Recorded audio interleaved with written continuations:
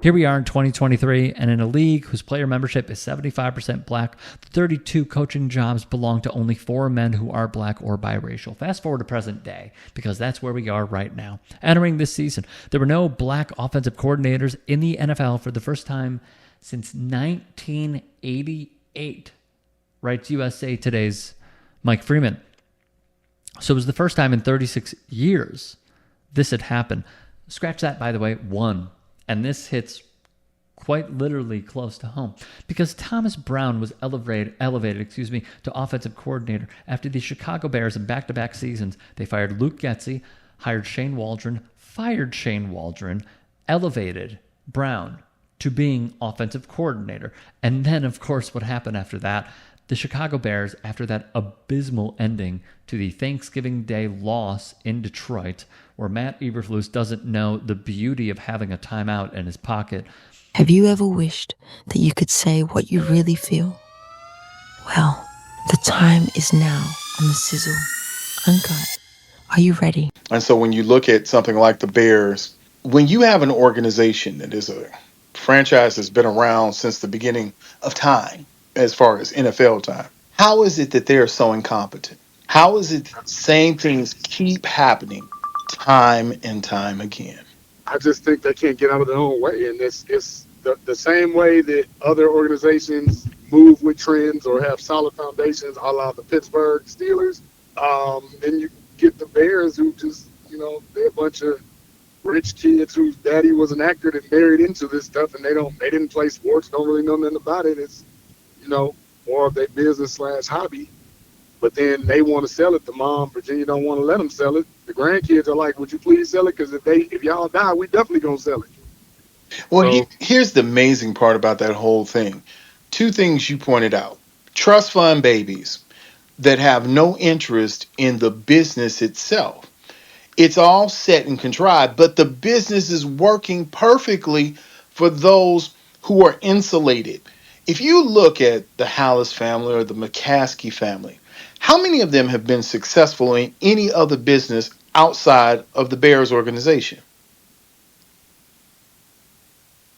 Do you know one to be a congressman, one to be a great attorney, or someone who's a doctor, a lawyer, anything that's outside of the Bears? So all of their resources are gained through being family members of the right, and I think all they did was they own some property. I think that's about it. Like, own buildings and stuff like that. Yeah, and that's a great way to offset taxes and to reduce your tax amount, because if you're investing, especially if you're investing in low income or affordable housing, you can offset and cut your taxes in half. And so they know the tricks of the trade, but what do they actually do? What is it that, when you look at the McCaskeys, what does George McCaskey actually do? And by proxy, when has he ever really had to do anything? It's easy to be around the fans and be the ticket guy and all those good little things that you do, because when you leave that position, you go back home to your insulated world. In fact, none of the McCaskeys have to do anything that even remotely involves interaction with fans, with sports outlets, with anybody outside of their money venue. Did we see any of their pictures from Thanksgiving? Do we know how many people were there? Where did they convene? What did they do? I mean, how did they get down for? We don't even know how many of them there really are left. That's compelling argument right there, because what do we really know about them? Like, what Jerry Jones got going on. You know what Arthur Blank got going on. I don't know what these dudes got going on. I know what the Rooney's got going on. I don't know what this guy. And what I did see a rumor that said that Jeff Bezos might be interested in buying it, but I don't want him to buy it.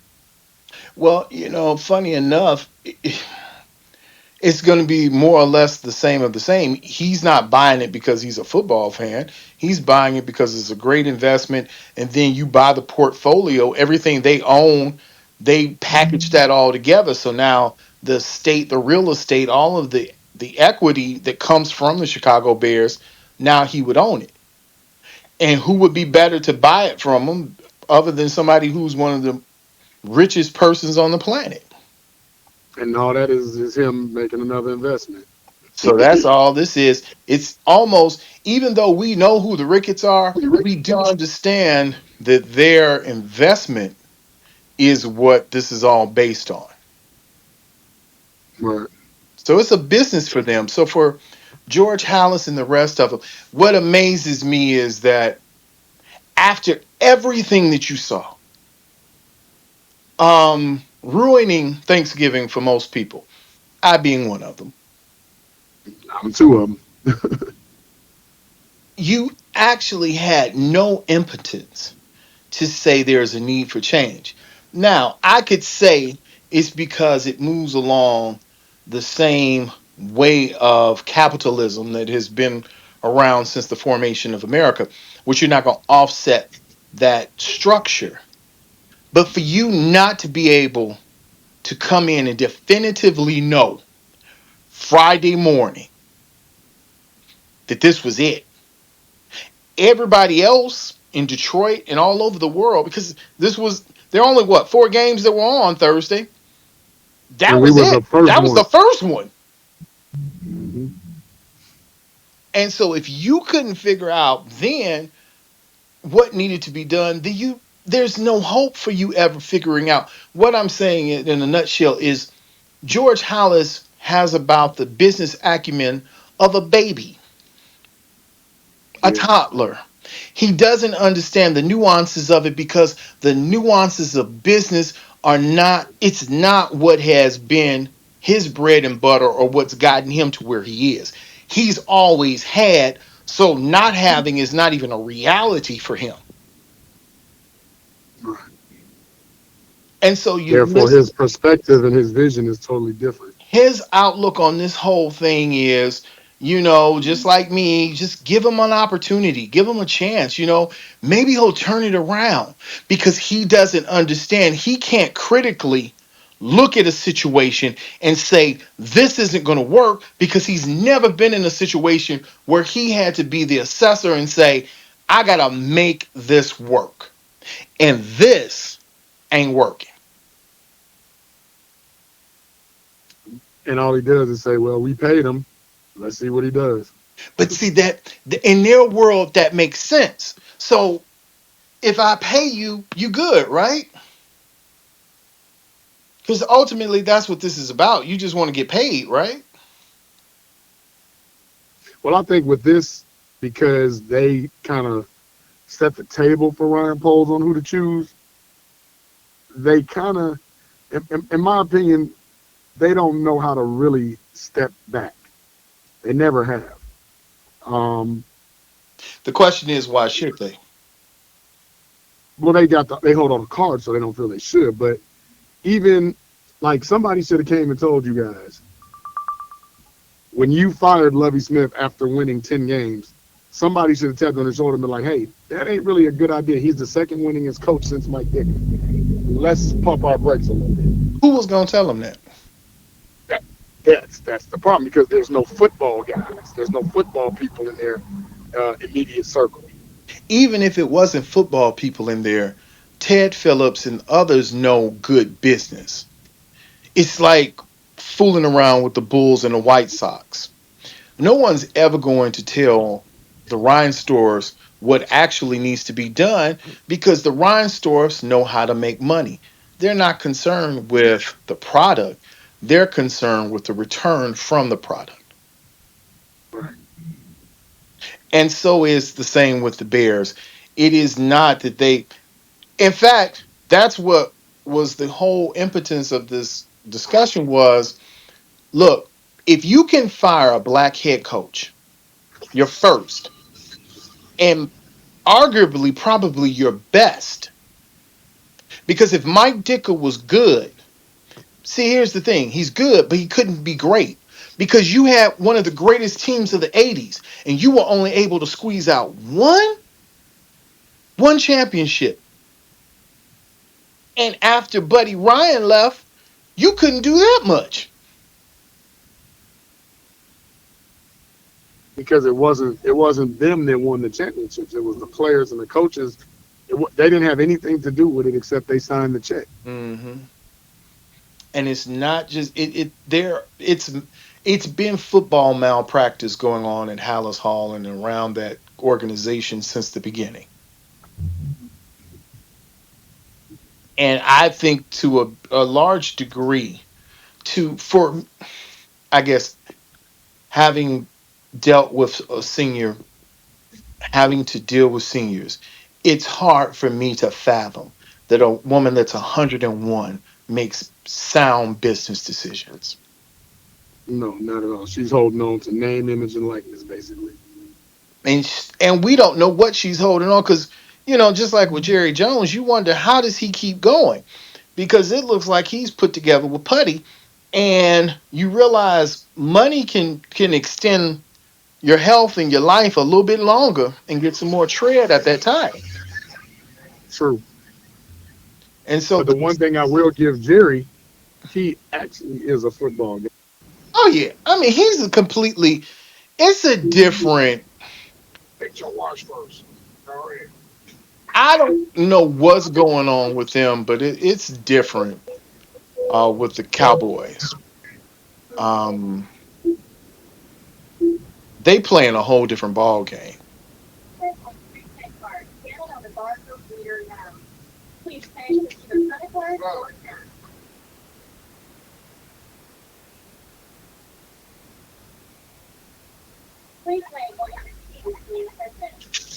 Like, so yeah, I don't know. I mean, it's pretty much over now because the next feud has nothing to do with top management. To me, the next feud has to do with Kevin Warren and Ryan Poles. Mm, let's talk about it. When it comes to Yeah, Kevin Warren and Ryan Poles, what are we actually thinking, or what do we believe is taking place with the two of them right now?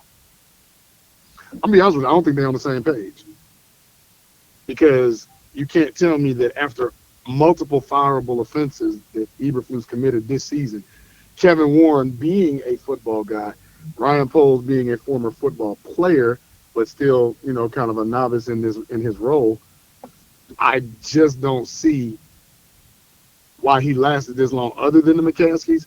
But I also don't see Ryan Poles as, hey, like Kevin Warren looking at Ryan Poles like when they gave you the option between Jim Caldwell, Matt Eberflus, and what's the name from Washington? Oh, I can't, it'll come to me in a second. Dan Quinn. Dan Dan Quinn. Quinn, yes. When you were given those three names, to me, Eberflus would have been the one that you don't choose. No football experience other than the DC for real. No head coaching experience at all. Jim Caldwell has 3 Super Bowls to his resume. Dan Quinn been to a Super Bowl, but always has really, really good defenses. A good coach, been to a Super Bowl. But you choose the guy that has none of that. To me, that's still like, why did you pick him, Ryan Poles, of anybody? Well, let's go back to what's your favorite statement about the Bears and about when it comes to sports management in general. When you're sitting there, when you're trying to be the smartest person in the room. See, funny enough, I was listening on the radio today, and Morris Day came on. Okay. One of my favorite songs in the world is Fishnets. And I'm listening to it and, just vibing. And then there's a part in it near the end that says, you can do anything you want to do, just so long as you don't lose your cool. Mm-hmm. And when you're trying to be the smartest person in the room or trying to prove to somebody you're the smartest person in the room, inevitably, you're hoping that you don't lose your cool. But in those I think they situations, you are. did, though, right? Yeah, they did. I think that Ryan Poles got played. He won't admit it. Nobody else. And because what we saw at a press conference was Kevin Warren was sitting there like his dad. Like he'd been chastised. That would be like what you would do to your son if he screwed up something, right? You like, let me Right. go out here and run out here with this boy. Because he done messed this whole thing. And Kevin Warren probably at that point in time, he was new enough to not have a voice, but still as a football guy, probably was still like, yeah, you chose him. And here's the thing. If Kevin Warren came after Ryan Poles, so already this tomfoolery was already in play, right? Right, because they had the coach first, then the GM, then the president. Come on, how does that work? How does that work? I've never seen a hierarchy like that. That's like you get the tires for the car before you get the engine. So again, I'm I'm questioning what it is that they see and how they see it. But the one thing I can say is I'm proud that at least somebody had enough sense to say we need to try Thomas Brown and see how this works. Maybe in the greater scheme of things, and I don't know, I get your opinion. I think maybe Ryan Poles wanted him all along, but knew he couldn't bring him in like that. New ownership wouldn't sign off on it, and maybe this was the greatest byproduct that could have happened. I'm gonna say no because there's nothing about Ryan Poles that I've seen that shows me that Thomas Brown would have been on his radar. So how did Because I we look get at to Ryan, Thomas Brown? well, I honestly think Thomas Brown was an Eberflus / Waldron hire. I don't think that was a Poles hire at all. Okay. Because if you're Ryan Poles, and I'm just looking at the difference of staff. Mm-hmm. If you're Ryan Poles and you allowed Matt Eberflus to pick his staff, which a lot of coaches do, some coaches say, hey, you know what? I want this guy, this guy, this guy. Then some GMs are like, hey, you can pick who you want, but we're going to have this guy. Like, this guy is going to be on staff regardless. But some of the hires between Shane Waldron and Luke Getsy, you couldn't get two more different play callers, two more different ideologies. They couldn't be different. And you're telling me Ryan Poles liked both of them? I don't believe that. Then you bring in Thomas Brown, who you say, well, let me elevate him. Well, isn't he elevated by default? Because who else are you going to get? We don't know what Thomas Brown's playbook looks like. When he was in Carolina, he was going with Frank Reich's playbook. When he was here, he's using Waldron's playbook. Now he takes certain plays and calls what he wants and builds off of that. But besides him being an assistant head coach with McVay, I mean, more qualified. I don't see anybody. So that's what I'm saying. Like, I don't think Ryan Poles is savvy enough to make that pick. I think it's who on the staff can we get to give us a little bit of credibility these last 5-6 games. That's all. And maybe that is the ultimate question, or the biggest question is that at some point the question is Ryan Poles' competency. We saw that he was able to throw together a staff of incompetent people that got you to where you wanted to go. But what about him has told you, or is there anything that said to you that he is competent in his position? I think he's good with flipping salaries, but we can take a class online or on YouTube and learn how to do that and play with it on the computer. I'm not that impressed. I'm really not. But for him to be an offensive lineman and wasn't that very good, hence why he didn't make the teams that he was on, I don't see him having an eye for talent on that front. The one thing you should be good at you're actually the worst at. So, stop drafting and picking up players that play like you on free agency. There's nothing about Luke Getsy that you say can help Justin Fields, but you still allowed it to happen. Is Ryan Poles a leader of men? Since we want to bring up Eberflus, is he a true leader of men? Again, talks a solid game. He's hit a couple on, Brisker, Kyler Gordon. Some players a blind man can pick and they was going to do good. You pick Block Bowers, you knew he was going to be good. You pick Saquon, you knew he was going to be good. Some of them just no-brainers. But those third and fourth and fifth round picks, to me, no hits. Well, wait. It was a no-brainer because I think Philly has a defensive tackle that is putting in chose not to work. play. Yeah. You were told he was going to be a problem, right? And he's been a model citizen. I mean, he was a good player. He was a problem undergrad because he was allowed to be. And that ain't the same person. Him at 18, 19 is not the same person at 22, 23 years old. No. Him living in Philadelphia, understanding that Pennsylvania is a whole different place. Where having veterans who are just going to hold him accountable. Right. Having people look at you every day or having people to look at what you do on a consistent basis. And see, those are the things when I look at the dynamic of where is this Ryan Poles, Kevin Warren thing going? Because ultimately you're asking yourself, which one is really incompetent? Because Warren hasn't finalized anything with the stadium. The thing he was brought here to do, it's not done. But I'll push back on that because I don't think that's his fault. They prematurely bought that land, and he wanted to keep it on the lake. All them projects with buying that land was like, why are you all buying the land out there with no concepts or nothing going on? And bam, here comes this. We can build another stadium off the lake. They told us we couldn't. Well, who told you that? You got misinformed. See, there's some weird dynamics going on. And if you're dealing with people who don't know how to deal with business and don't make deals and aren't savvy enough to know when a good investment, I guess somebody said, hey, why don't you buy this racetrack? It's going to be great.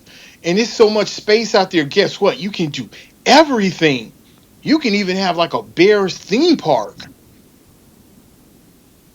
And you think, wow, I always wanted like Bears Disney. Because wasn't that Ted Phillips' final thing he did before he stepped down? Yes, sir. So that wasn't Kevin Warren. I mean, sometimes it's just good to put things into context, especially for the listeners, so they understand because it's we're in an age of misinformation and disinformation. So a lot of times you get people who get caught up there and they think they know, but they really don't know. They really don't have a clue. But before I cut you off, my apologies. Go back to what you were saying about who's really the incompetent one. Kevin Warren. Now go to Ryan Poles. Now, I don't know. Like, besides, I'll give him Brisker, I'll give him Gordon, and I'll give him a solid on Darnell Wright. Besides those three, what has he done? Well, and I'll give him the DJ Moore trade because that was a pretty good fleece. Okay, so let's look at those three. Wright has regressed. Whatever he didn't do or should have done physically to get himself ready for the season, he did not. Brisker, can he stay healthy long enough? I'm gonna be honest with you. I think Brisker is healthy. I think he just didn't want to play for Eberflus no more. Boy, you scandalous. See, now that's the talk. That's that uncut talk. Because now you be getting scandalous. So you're saying a lot of this was contrived by a lot of players as they all work together to say that we've had our fair share of this foolishness. Yes. Because look at it. Look how many times Tua has been concussed. He's been back and back and back again. Man, I don't even know if Tua even knows his name anymore. Could be. They just holler But out Harry and he comes. I'll say this: Jaquan Briscoe's been very active on X when in talking with Matty when they talk about Matty Eberflus. So he didn't hide his cards. We knew how he felt. Now I will say this: yes, the DJ thing was a coup, but now JB, I'm looking and seeing something wrong. I'm seeing a broken or fractured relationship or some hurt feelings or somebody doesn't like somebody. Maybe there's some mean guys or mean girls in the mix here. But I see, and I could be wrong, I see wrong things going on with DJ and Caleb. And I see things going badly. When you thought you had a great trio, you thought this was going to be the best. You had an embarrassment of riches at the wide receiver that the Bears, unlike anything the Bears have ever seen. And now True. it's just like everything we've seen from the Bears before. You got an old receiver who can kind of still catch but can't get open. You got another receiver who's great but isn't concentrating, and then you got a rookie who doesn't know how to get open yet. You know And what that reminds me quarterback of? Doesn't throws that kind like of Shaquille O'Neal. doesn't that remind you of Jeff Graham, Curtis Conway, and Michael Timpson? Well. Like we've seen it And before. we've seen this narration before, my friend. We've seen this iteration of trios of foolery. Yes, I will And not people are be saying, tricked again. yeah, that's what I'm saying. You got to show me I'm not going to fall for it. And then when you look, and again, I'm not giving the kid a pass. But you cannot say that Caleb Williams right now, with Shane Waldron and all the bells and whistles, you cannot say he's doing better than what Justin Fields could have done, being a little bit more polished, being veteran. Hell, Justin ain't threw the ball 40, 50 times in the game. Who knows what he would have done? Well, I know what he would have done as a Bear and killed at some point. I do know. With the incompetence of the offensive coordinators, maybe the wholly incompetent way that Ryan Poles has built a team. Because I believe you build through the tackles. I don't care. Absolutely. Here's my scheme, JB. When it comes to building a team, when it comes to the first round, the first 20 picks, your primary picks should either be a D tackle or an O tackle. However it goes, you're looking for, because you got to get a premier player that's going to be a cheap player, but a quality player. D tackle, offensive tackle, okay. And maybe there might be an elite uh, outside linebacker or rush in somewhere in there that you might want to pick up maybe at the lower back end towards the 20s. But that's what those first 20 picks for me. If you've got to pick in those first 20, if you're not looking for a quarterback, then the only thing that you can tell me that you're looking for are offensive linemen and defensive linemen. And again, I question Darnell Wright is good, but he's not there was a better D tackle option on the board outside of going to him as an offensive tackle. Right. And that's why I said he's solid so far. But, you know, but again, in hindsight, looking back, Ryan Poles has made these picks. I cannot sit up. People say, oh, well, the Bears got a quarterback now. I said, do we? He's still the fourth quarterback in our division. But we got a quarterback, so what's changed? I mean, after I you don't looked know. at the division, I mean, it becomes very hard to have this discussion and say that there's a bright future in the quarterbacking room. The only thing you can say is maybe at some point Jared Goff retires, and then maybe Caleb could be like the third best quarterback in the division. I mean, that depends on how good Hendon Hooker turns out.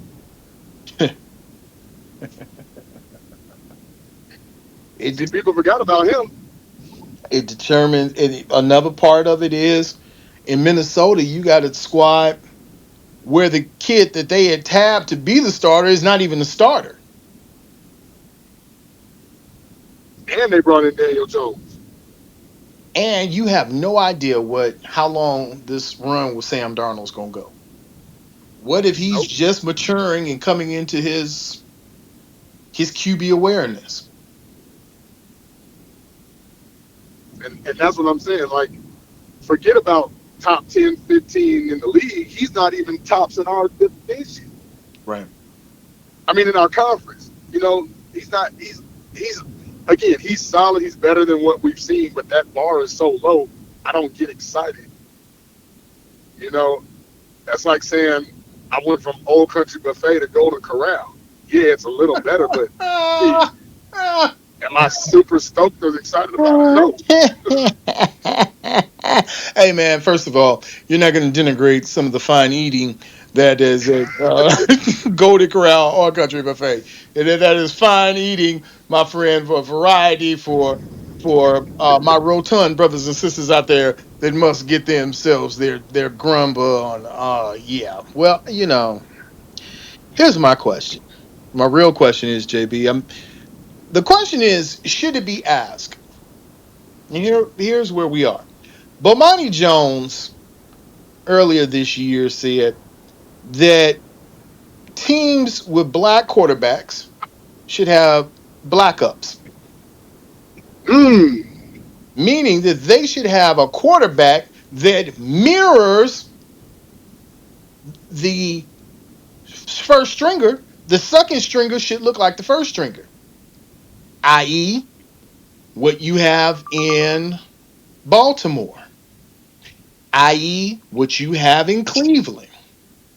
Because his assertion is anytime that you have a black starting quarterback and there is a white backup sitting behind him, that the fan base will naturally clamor to have the backup become the starting QB, which I don't know how, and you could tell me, JB, I don't know how truthful it was, but the rumor was being circulated that there was a hope that Caleb would be benched in For Tyson preparation Bates, for yeah, Bates. that actually did happen.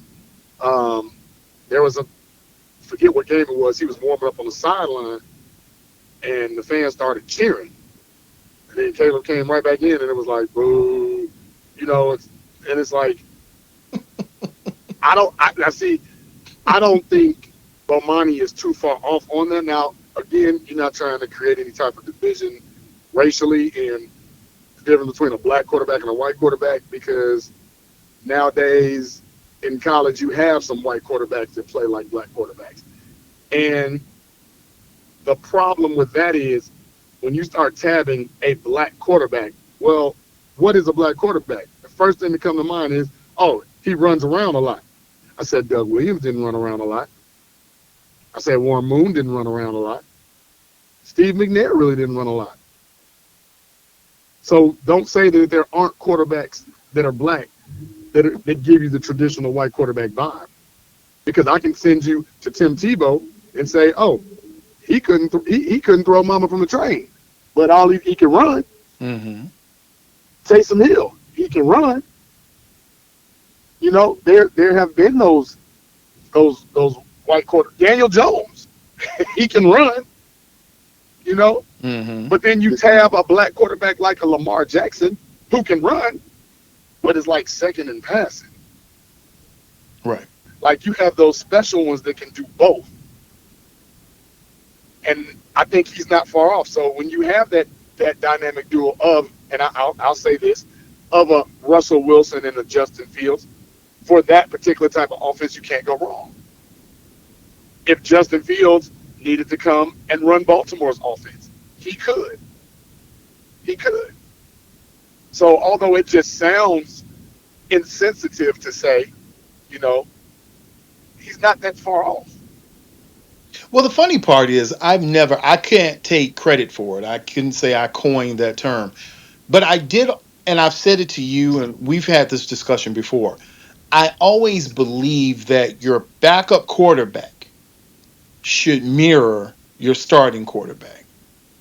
There should not be a time where your backup quarterback, i.e., let's look at the Colts, where Anthony Richardson is your starter, but Flacco is your backup. Two totally different. You again, two totally different guys. Right. Different blocking scheme, different way that they see the field, different. If you play fantasy, you understand when Richardson's in the game, certain players are going to pop, but when Flacco's in the game, certain players pop. And I don't know, I'm not going to say it's based on ethnicity, but I will say that if you've got a backup quarterback that plays like your starting quarterback, if he's a black quarterback that's your starter, and you got a white guy who can play like the black guy, great. I'm all good with it. My question is Tyson Bagent even NFL starting worthy? When you look at some of the quarterbacks who might have been available that could have helped to develop Justin. Well, Justin too. Justin and Caleb. And especially being the number one overall pick, you needed a quarterback to come in.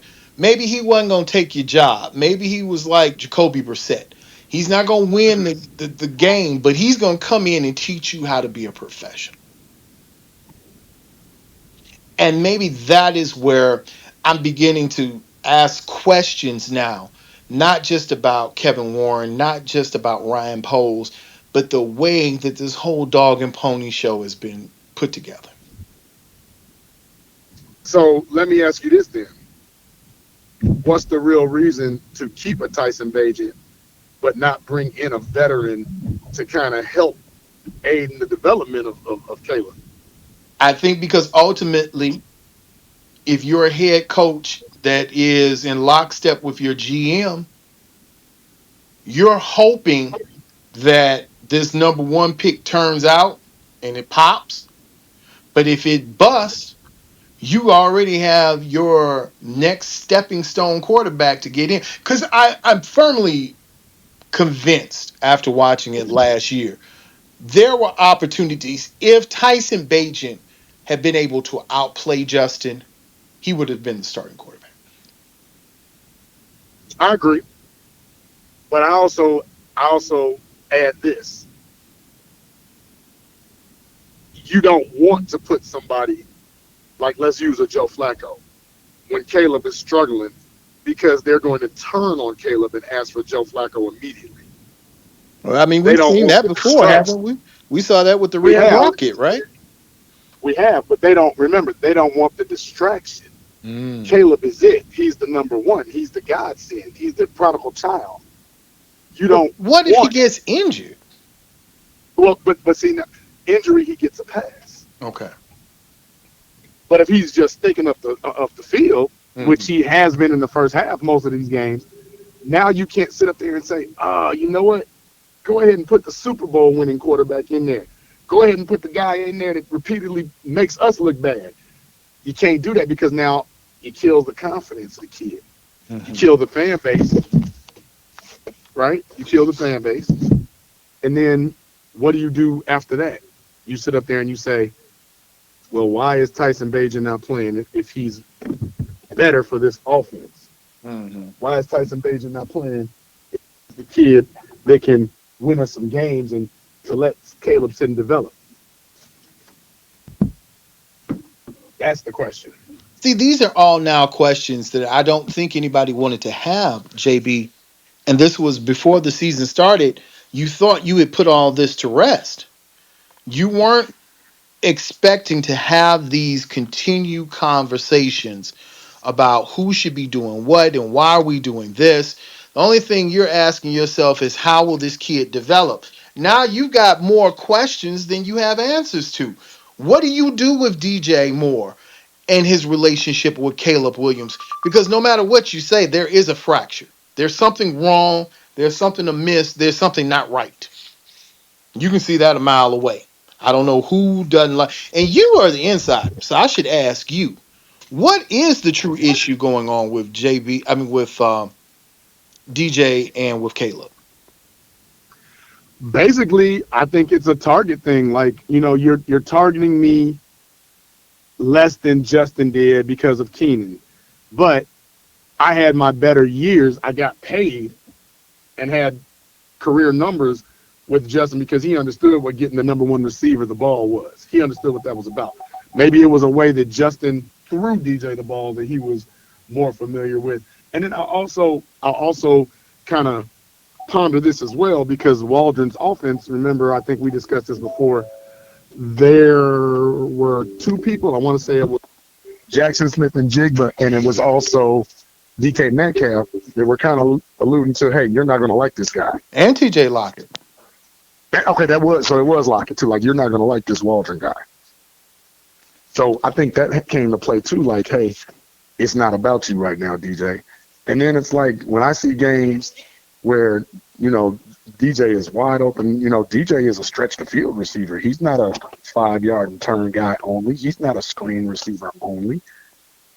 But how many times has he really connected with DJ? How many times has DJ actually gotten those deep 50-50 balls one-on-one? Mm-hmm.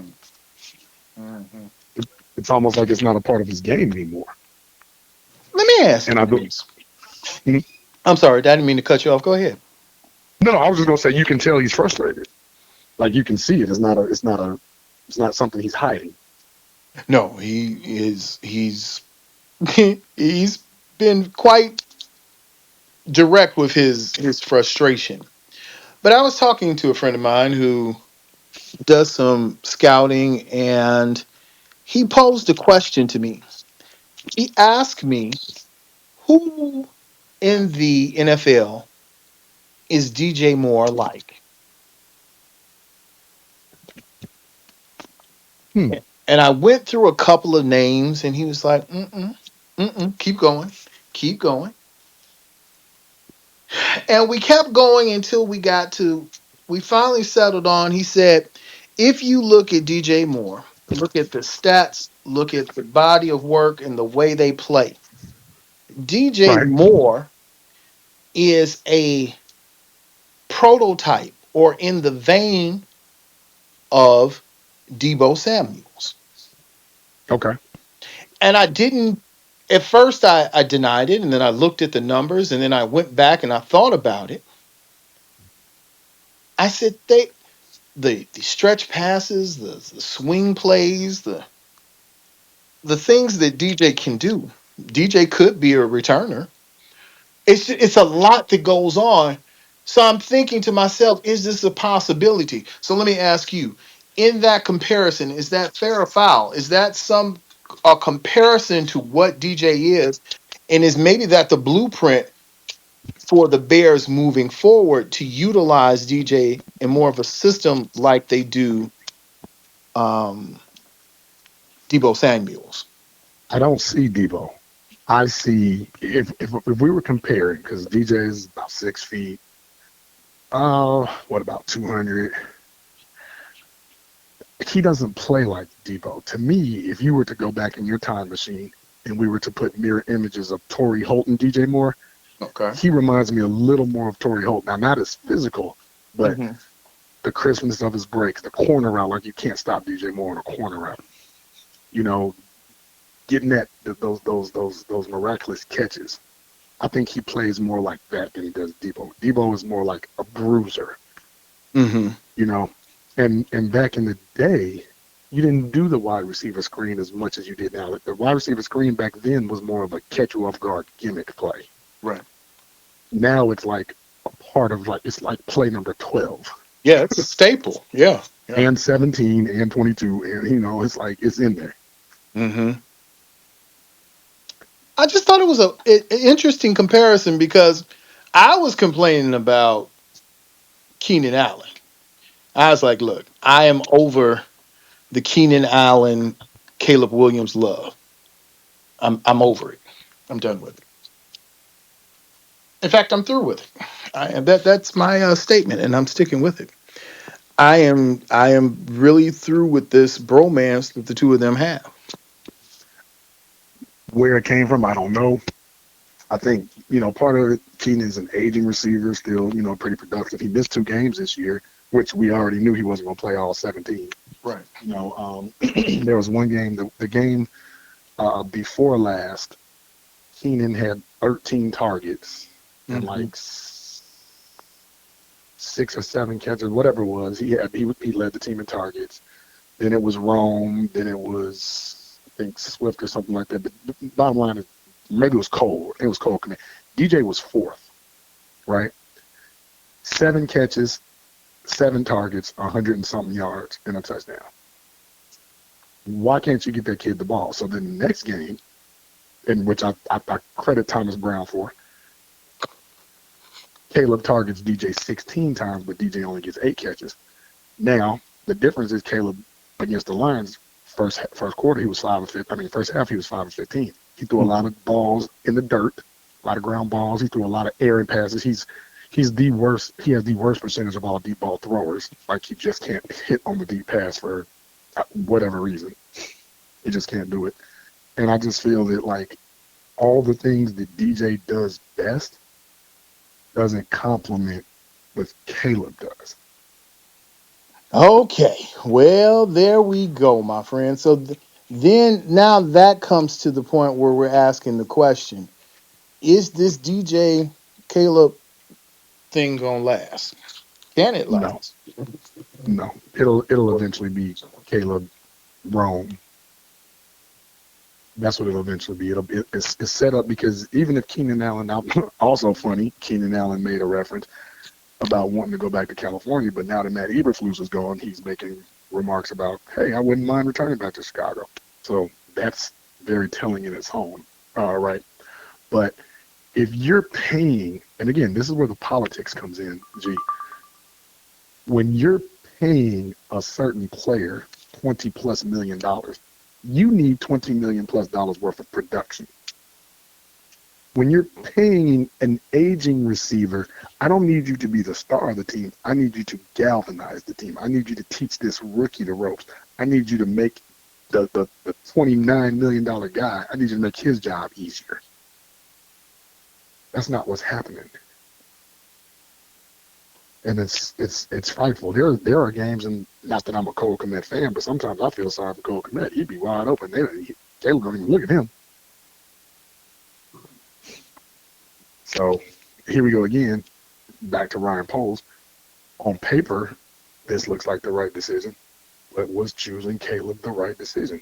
Or should you have went and traded back, got more draft capital, kept Justin, got him a real quarterback and a real OC and quarterbacks coach, got him Joe Alt, got him Marvin Harrison Jr., and now maybe we are really talking about the Bears because, although it was limited time, and people want to laugh and say Justin was benched. Well, Justin was never slated to be the starter in Pittsburgh. But you know what he did? He won 4 out of the 6 games he started, and one of them was not his fault because, hell, if the Pittsburgh Steelers don't fumble that ball, they win. Mm-hmm. So they're 5-1. He had his first 300-yard passing game. Justin Fields has 10 total touchdowns, 1 pick. Clearly, he wasn't the problem. Well, my question is, where is the problem going to lie? How do you fix this conundrum? What if, and we're just saying it as trying to get some background. What if DJ is not the type of receiver that you need to have around Caleb? How do you move on from where you are right now? Can you move on? Yeah, that's the biggest question. You locked in the contract. That has something to do with it. Contractual obligation, 1, and then 2. Do you make him to be out like a Terrell Owens? Like, oh, he's a problem. He doesn't get along with our star future franchise quarterback. Mm-hmm. That headline will cause division. But what I do notice is there are controversial statements that are normally kept under wraps but have leaked out that Caleb is arrogant. He doesn't take responsibility. We saw one day Waldron was trying to talk to him, and the kid just is looking at him like, "Dude, shut up talking to me." He rolled his eyes in his head, leaned back like, "Go on somewhere, man." He wasn't intentionally looking at what Waldron was trying to say and stuff like that. And then, just you can tell when a person is like not throwing a person under the bus. But I can see Caleb. There was an old movie called The Replacements. Gene Hackman was coaching, and he told the Eddie Martell character, who was the starter, came back. Gene Hackman was like, "Hey, that's not what we do around here, blah blah blah." And he was like, "I don't care. That's how I play." Slicked his hair back. To me, that is so Caleb right now.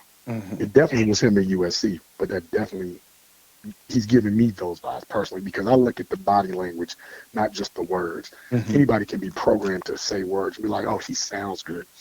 But when them players is like, "Man, DJ Moore walked off that field like, dude, you got to be kidding me. Yep, I'm hurt. Let me sit down. Screw this kid." See, that's the action that you look at and you like, are you really going to be mad at DJ Moore? And people are like, "Oh, he quit on the team and he got to help Caleb out." Or is he telling Caleb, "Dude, do this, do this, do this"? And Caleb like, "Man, shut up, old man." I don't get how's he the old man, but he's younger than the old man. Maybe I'm getting, maybe I'm getting old and I don't remember these things, but I'm quite sure that Keenan Allen is older than DJ Moore. He is, but notice, sometimes when he throws the ball to Keenan is college open, which is probably more comfortable. But DJ is not going against the third DB. He's going against the number one and number two. So, of course, he's not college open. He's 1, 2, 3 step NFL open. Big difference. Keenan Allen is eating up linebackers and safeties and dime DBs. He's not eating up the number ones.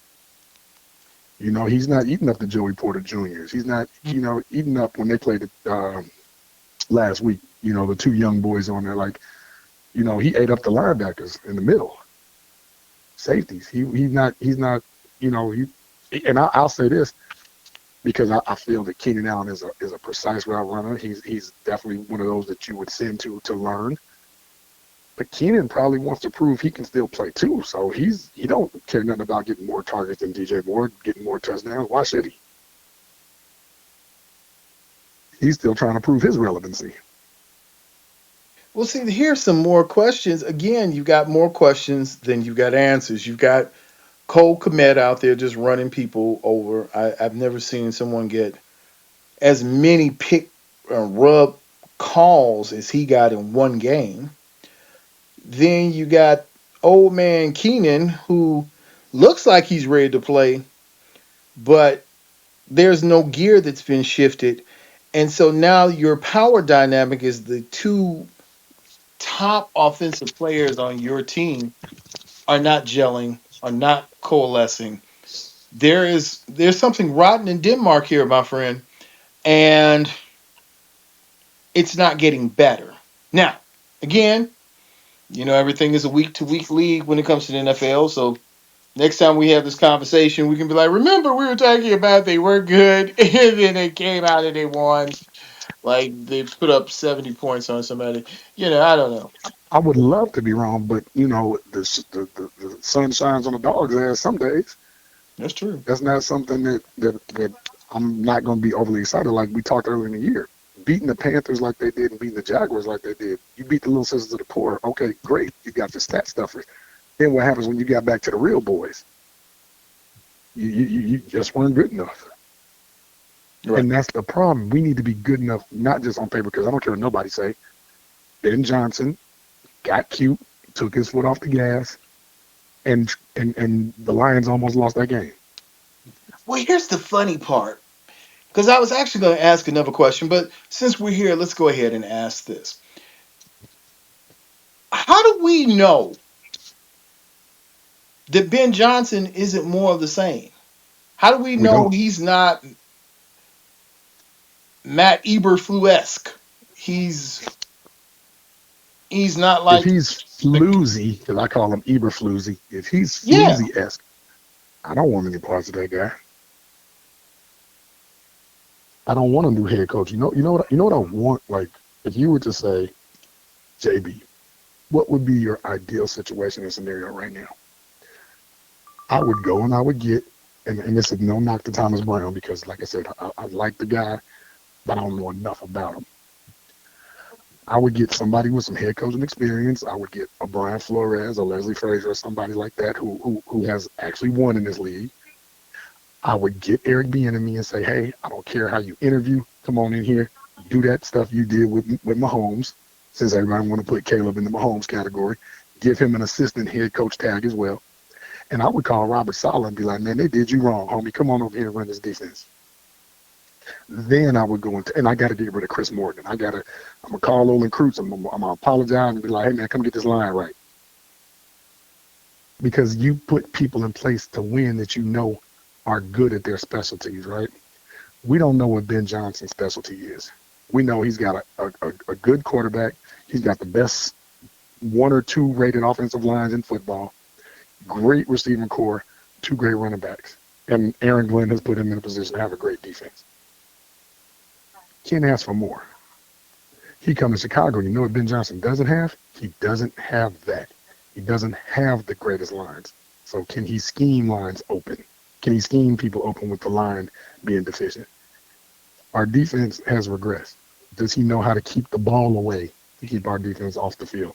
Does he know how to use DeAndre Swift on the outsides and Roschon Johnson on the inside? Does he know how to use Roschon Johnson, period?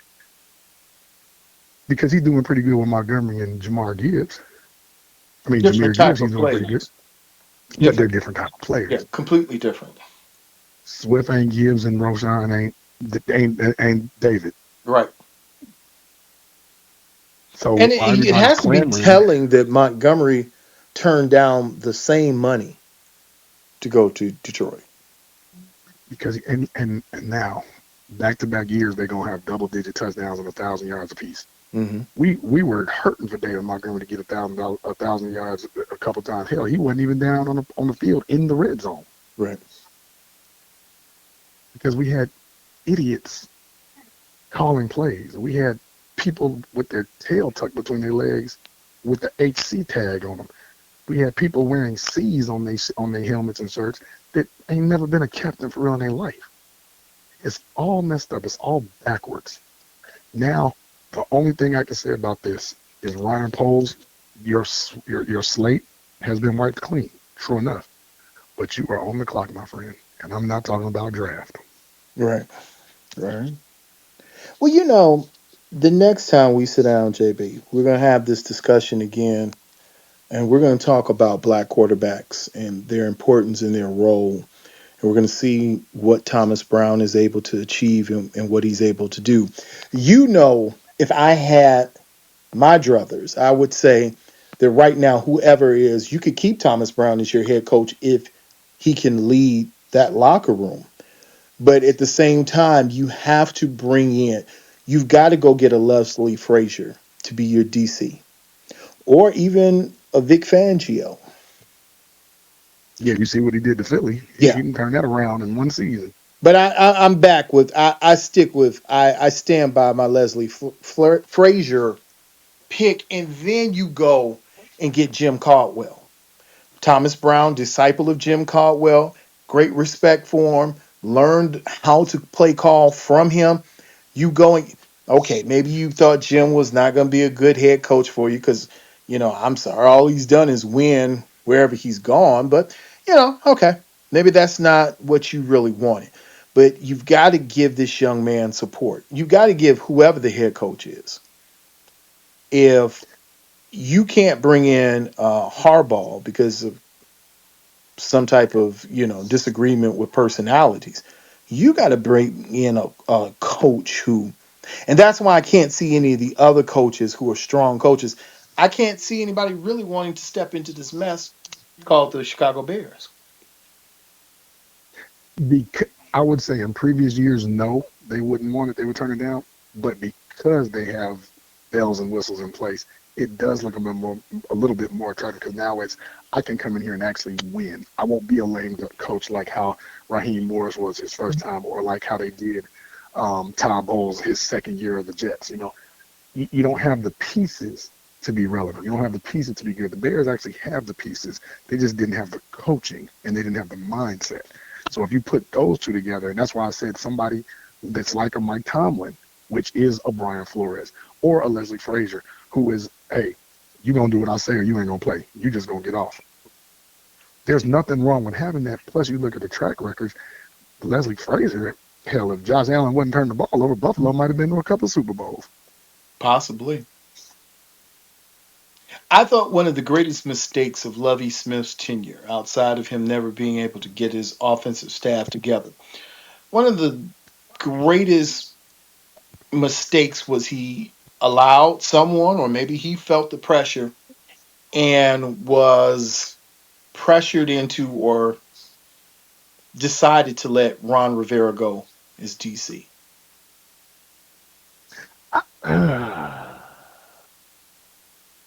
See, that Because one kind of hurt. it worked for his scheme. A lot of what we're seeing, people keep saying the Bears defense is slipped, is this, is that. Good offensive coordinators know where the soft spots are in a cover two defense. There are inherent soft spots. And unless you're playing perfect football, and unless you're getting pushed from that front four in a cover two, a Bears cover two, a Tampa cover two, however you want to call it, if you don't get any pressure or you don't get any movement up there from those that front four, you can eat a cover two alive. Absolutely. And that's what happens with the Bears this year because those seams and those deep outs are always open. And we're not getting the pass rush. Like the Patriots have more sacks than us. Mm-hmm. Mm-hmm. Let that sink in. They got nine of them against us.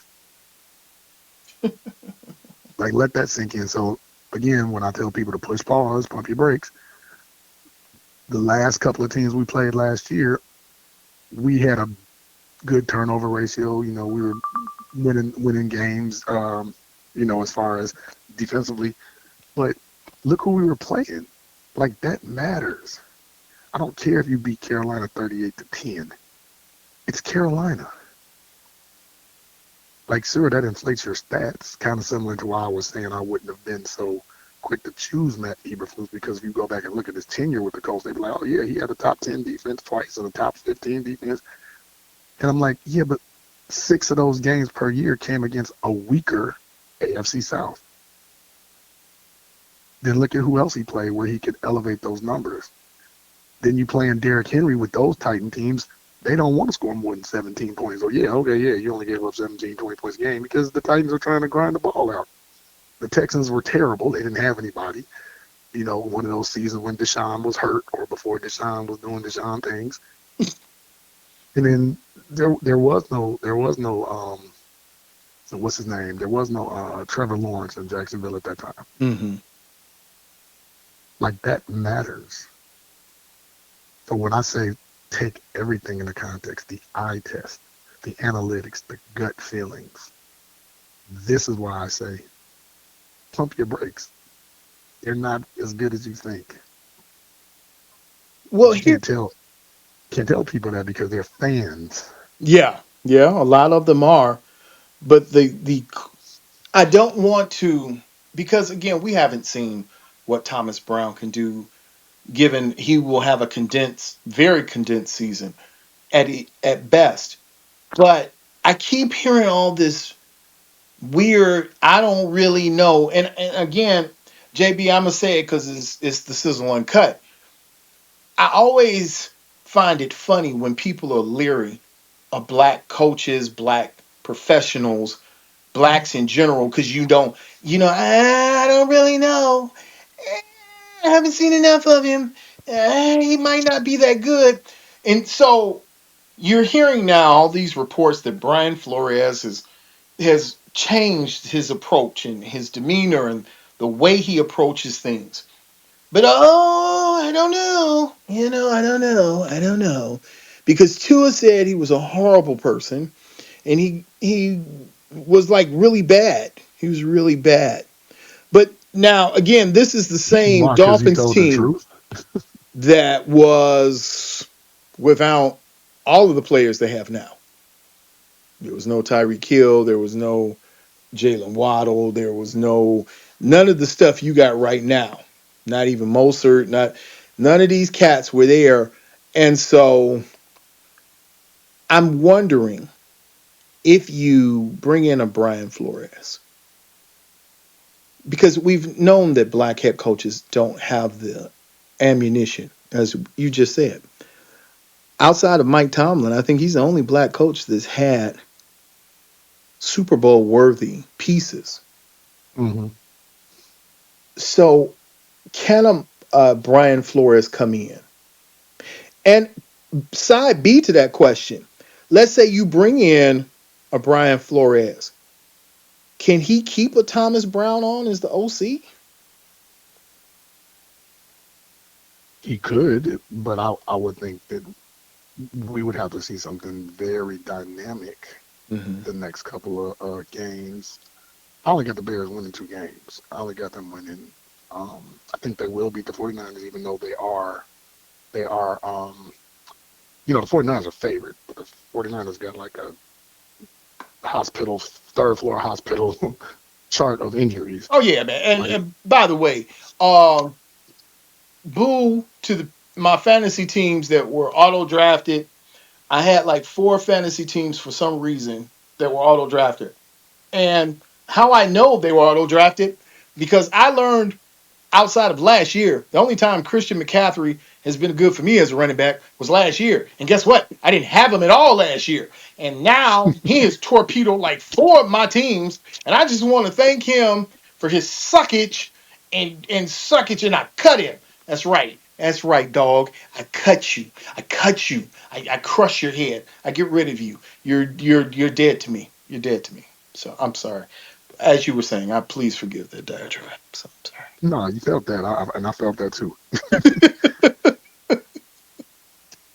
But you're right. Like, it's very telling how much faith do they have in Thomas Brown, because guess what? If all those 49er injuries and Matt Eberflus was the coach, I bet you we'd be favored. Mm-hmm. Mm-hmm. I bet you we'd be favored. As terrible as he is, I bet you we would have been favored. Bet you. But the thing is, this is a game that he could win, because it's not a must-win game. So in my mind, if Thomas Brown beats the 49ers, and then you kind of kill all that Mike Shanahan talk about trading for Mike Shanahan and all that. I mean, not Mike, yeah, Mike, or whatever, Kyle, because Mike is the Kyle bad. Shanahan, yeah. And then if he beats the Packers, I think you got to take a look at him. Oh, if he Because beats the Packers, he might become the mayor, because there's nobody likes Brandon Johnson. So Right.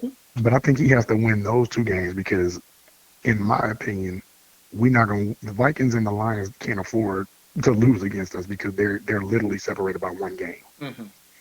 And the Packers almost beat the Lions. So they're going to come guns blazing against us. They ain't going to play. Mm-hmm. But if you can, in the Seattle game, that's just a bonus game, because by that time, 49ers think the Rams are falling off too. That'll be a 2-team race. It'll be between the Cardinals and the Seahawks. And you win 2 to 3 of those games. But it has to be the Packers. It has to be the 49ers. It has to be the Packers. well, the funny part is we've had a very Afrocentric talk.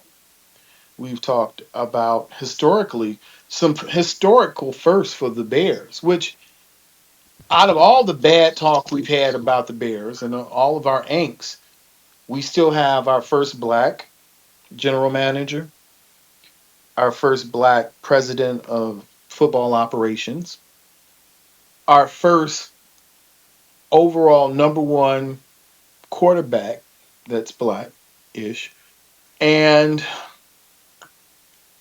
now you have your second, but the first black head coach that was elevated in the middle of a season. Right. Can you imagine that ascension, man, when you go in thinking 3 weeks ago you were passing game coordinator to offensive coordinator to now head coach?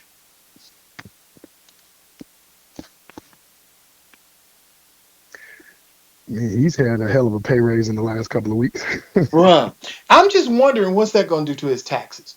Like you think to yourself, like, this is going to be great until, you start seeing those capital gain taxes like, oh God, no. Oh yeah, you jumped about 3 or 4 tax brackets in less than a month. I know his CPA is going to be very excited about what's going on, but I don't know. JB, I'll give you the last word on your analysis of what you see, not just from the bear standpoint, but what you see moving forward when it comes to black executives in the NFL, and how is this thing going to play out for Chicago moving forward? Well, for the first time in my uh, lifetime, I can say that I haven't seen a all black staff in the top positions ever in any sport. Mm-hmm. Mm-hmm. We have a black president. We have a black GM. We have a black head coach. We have a black, well, let's say head coach slash OC because he's still don't call the play. We have a black defensive coordinator. We have a black quarterback. I have not ever seen that in modern day sports. Now, if we get a black owner, hell, now we're really doing something. But another story for another show. That's a whole different show, my friend. That's You a know, whole different. That's sizzle. I can't believe this. That's it's not even uncut. It's just sizzle. I can't right, believe it. right. But the dynamics of this, right? Let's say there's success, 3 games, 4 games, hell, 5-0. How do you not keep things like this intact? Because now you're not going on what's best for the team. You're going on what you want personally or what you want people to see. Mm-hmm. Thomas Brown is not an attractive name. He's not a sexy pick.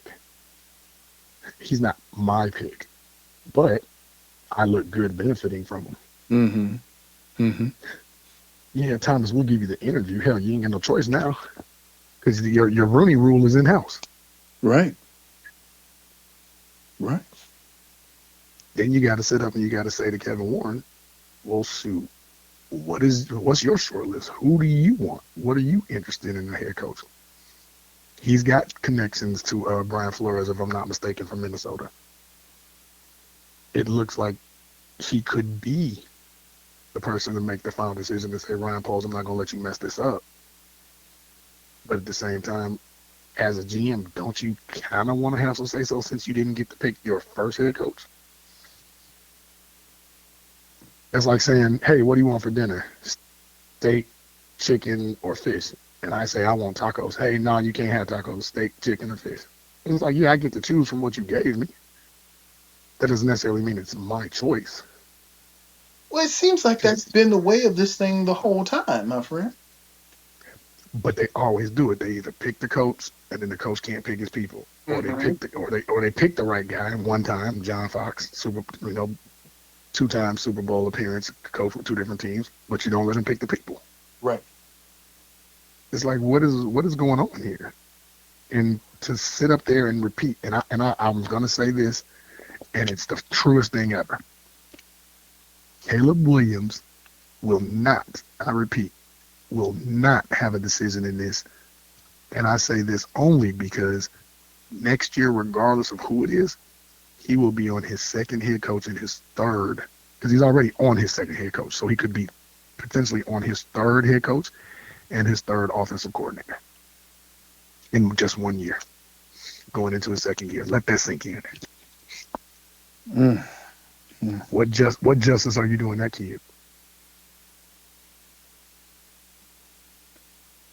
But see, people don't think about that. People look at the trees and forget the forest. Mm.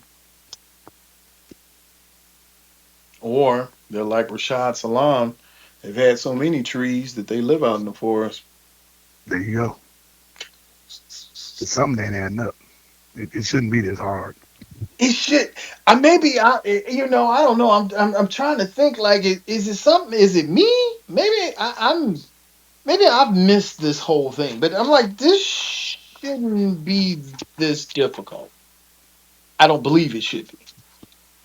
Now, maybe I'm wrong, and maybe when our listeners hear it and they say, "No, gee, you were off on this," maybe I'm wrong. I don't know.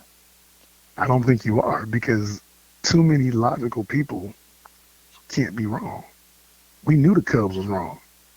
We knew the Sox were wrong for firing Ozzy.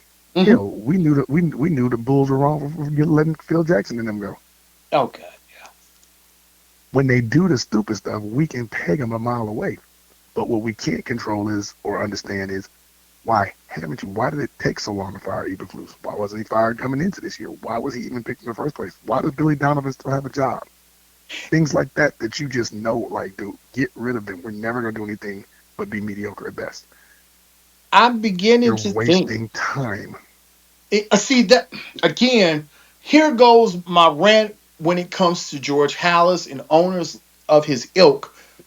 Time is not relevant for them because it's not important.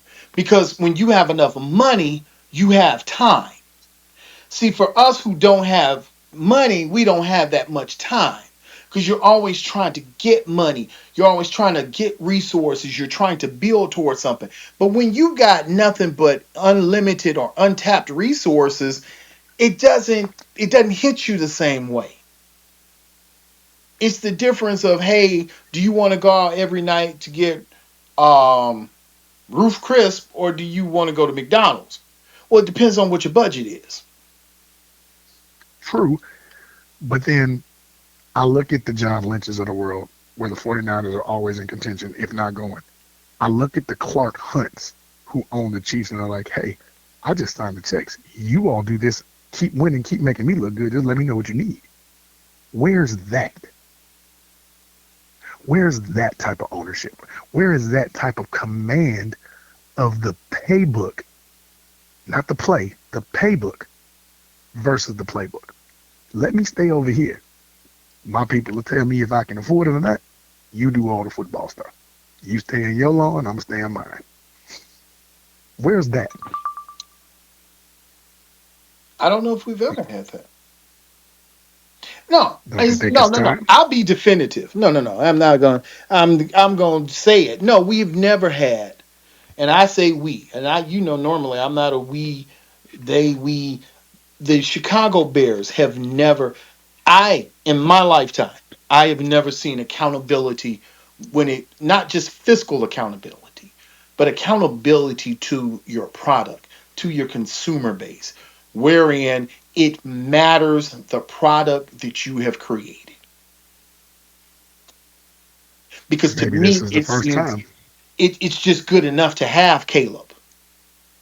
And again, I'm a little perplexed because you didn't have the same kind of enthusiasm for Justin. Which you honestly should have because he actually did more with less. Name me one better QB in Bears history than Justin. I mean, it's only really one. It's Eric Kramer, and that was only for 1 year. Okay. Not the That punky wasn't QB. well because the only reason I say that I can't really say him, although he is the one that ultimately won. I can't say him because he wasn't on the field a lot. Mm-hmm. So had he been on the field a lot, then I could definitively say, yeah, it's definitely Jim McMahon. But Not then Jay Cutler.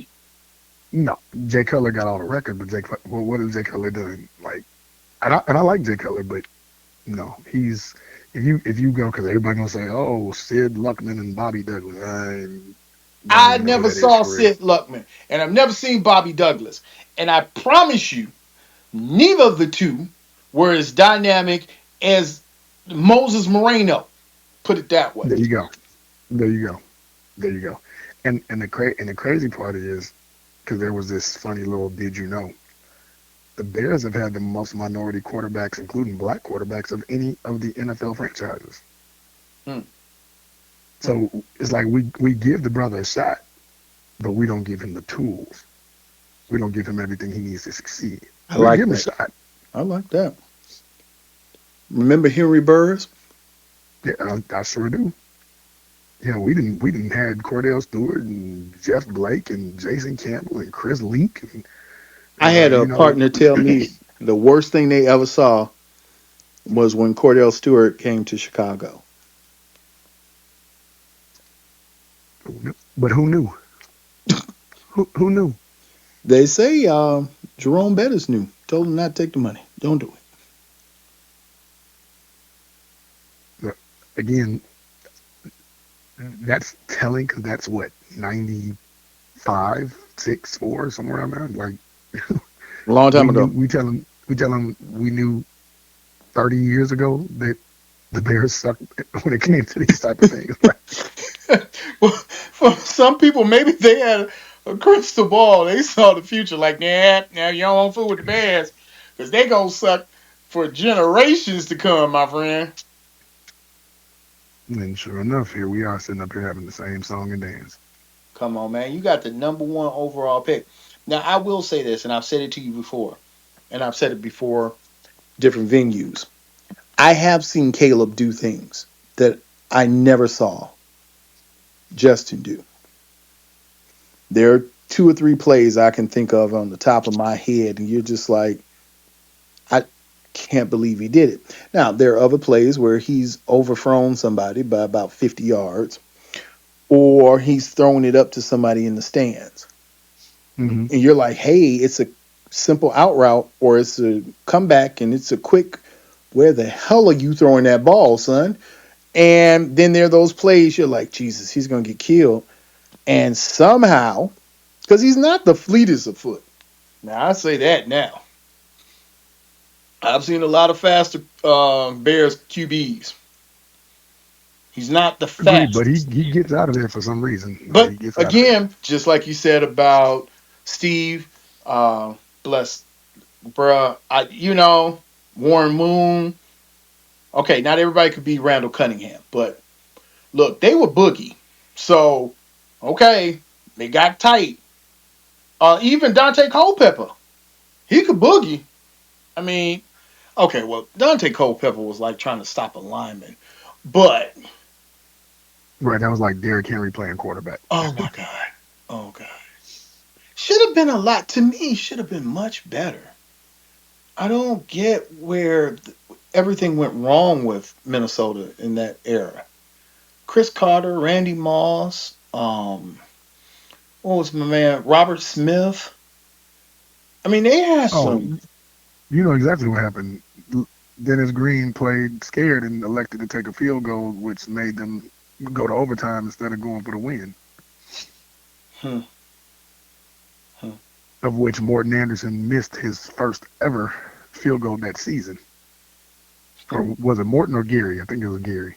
Whichever one of them, they missed it. Otherwise, that team would have been in the Super Bowl.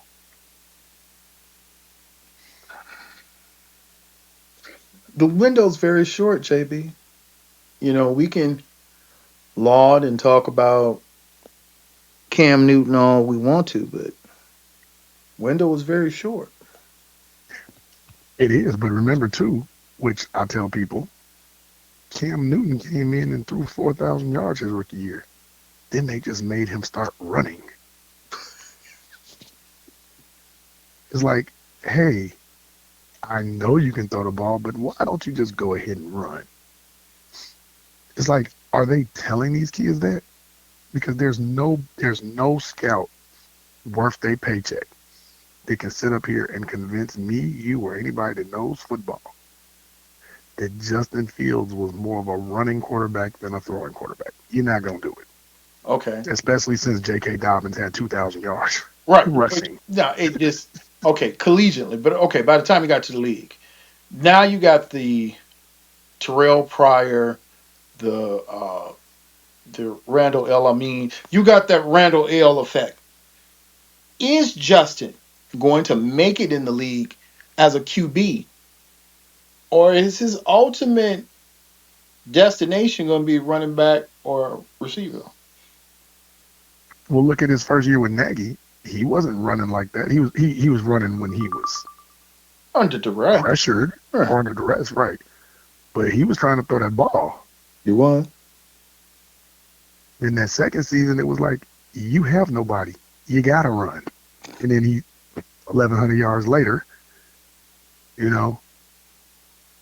And then last year it was, hey, Do you even draft Caleb Williams if Matt Eberflus doesn't lose 4 games of note? The Cleveland game, the Lions game, the Minnesota game, and the Denver game. True. True.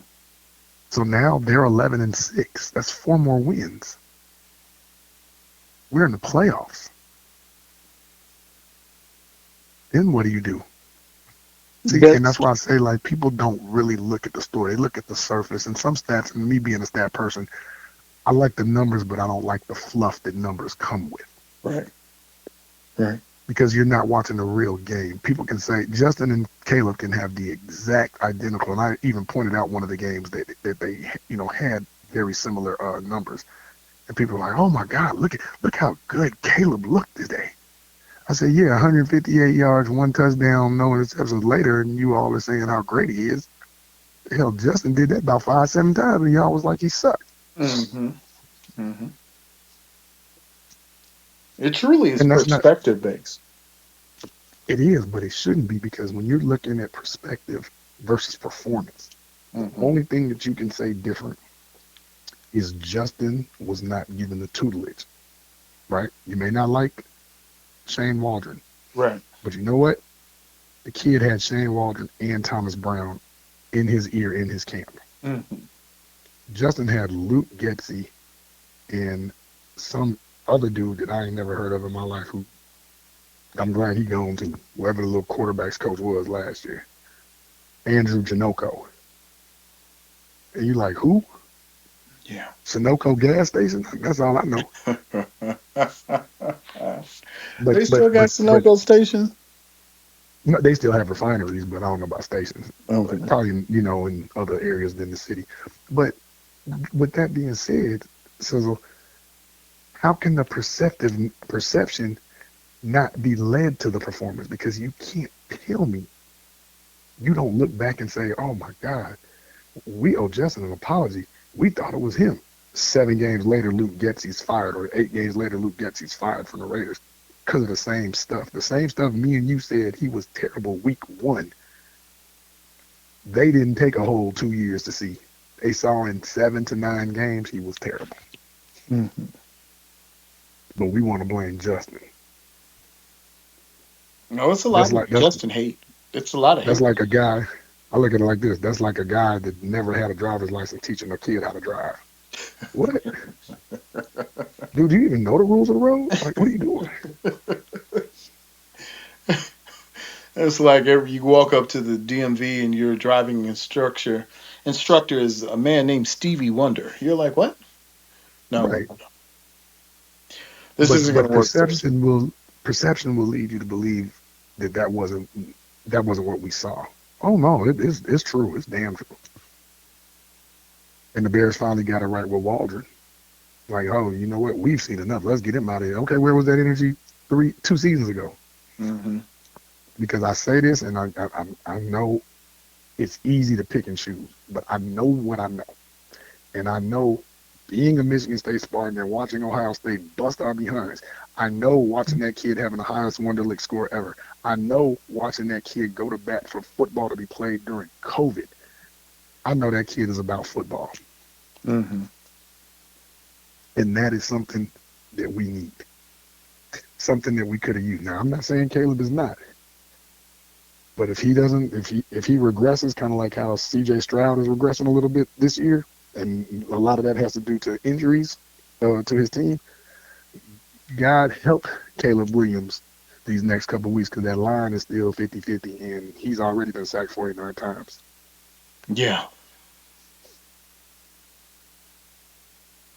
God help that man.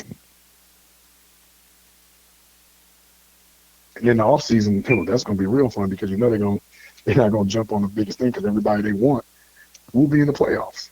Right. Everybody they want to talk to will still have games to play. Minnesota will be in the playoffs. Washington will be in the playoffs with Kingsbury. Detroit will be in the playoffs with Ben Johnson. Everybody they want to talk to is already going to be in the playoff. That tells you something right there. They are doing it right. We've been doing it wrong.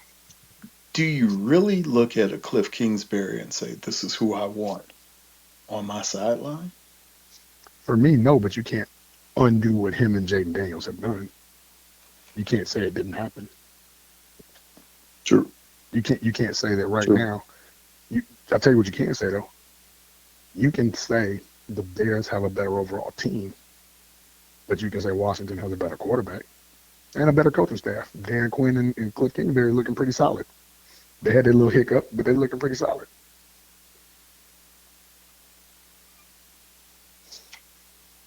Didn't we talk So about the fact that Jaden Daniels might be the better pro?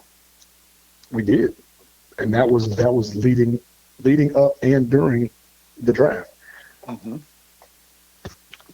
and he's definitely proven that.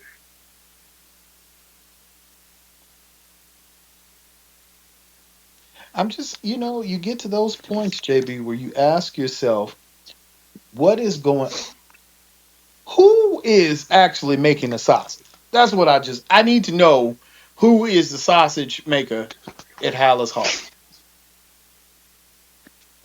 Yeah, because even though you got a good recipe, they ain't making it right. Yeah, yeah.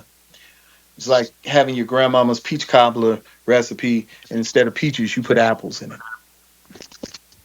There you go. And again, you have to give just as much praise as people give Ryan Post.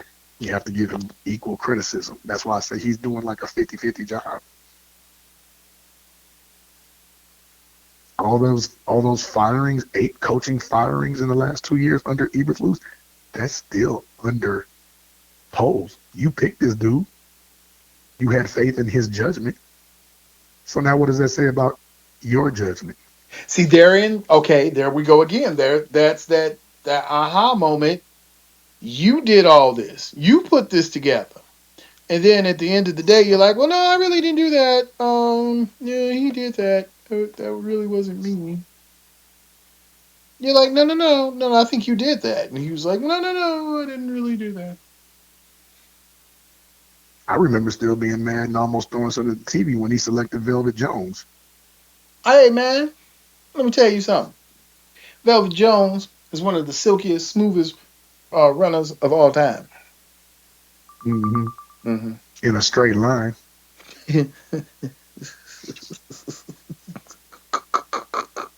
Has he gotten picked up yet? He's actually on Jacksonville, but does anybody know? And he wears number 38, so he must be running back / wide receiver. Wow. But yeah, that's your first offensive weapon of choice. Is Khalil Herbert still? I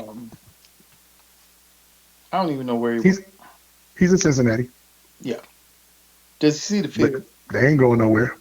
So that was just good for Khalil Herbert. He might get a chance to start next year. But they were trying to replace Joe Mixon all year. And Joe Mixon having a good year down there, having a resurgence year, actually. Got the Texans in the playoffs. They lead the AFC South right now. So he's happy. But again, we got these people, and I'm not even saying Khalil Herbert was bad, but I mean, he wasn't moving the needle for us.